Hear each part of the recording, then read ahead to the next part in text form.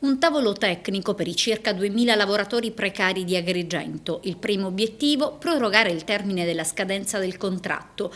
A dichiararlo il presidente della provincia regionale di Agrigento, Eugenio Dorsi, il quale, proprio per affrontare il problema del precariato, stamani ha incontrato il movimento dei sindaci e delle organizzazioni sindacali.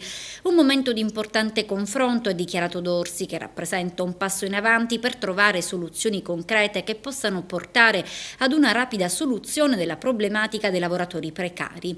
Intanto, come detto, è stato istituito un tavolo tecnico del quale fanno parte, oltre il presidente Dorsi, il presidente dell'ANCI, i sindaci di alcuni comuni, il direttore amministrativo dell'ASP, i rappresentanti delle organizzazioni sindacali e dei lavoratori precari. Tavolo tecnico che si riunirà venerdì prossimo nell'aula Silvia Pellegrino della provincia. Domani intanto Dorsi incontrerà i precari dell'ente, mentre il prossimo 26 maggio sarà la volta della deputazione.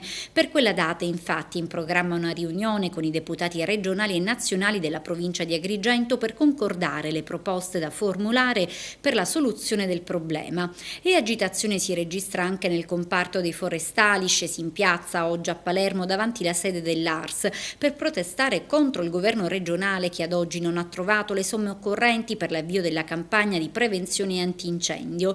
Una rappresentanza sindacale dei forestali ha incontrato Giuseppe Greco, capo della segreteria politica del presidente Lombardo, al quale è stata sollecitata la copertura finanziaria per l'anno in corso e la presentazione di una legge di iniziativa popolare per la stabilizzazione degli operai del comparto forestale, proposte apparse subito ai rappresentanti della presidenza della regione meritevoli di approfondimento. E sulla questione forestali interviene il deputato del PD Giovanni Panepinto, per il quale è necessario verificare l'esatto numero dei lavoratori avviati, dei cantieri aperti e delle risorse disponibili per ogni provincia, considerato, conclude, che ad oggi le province più penalizzate sono quelle di Palermo e Agrigento.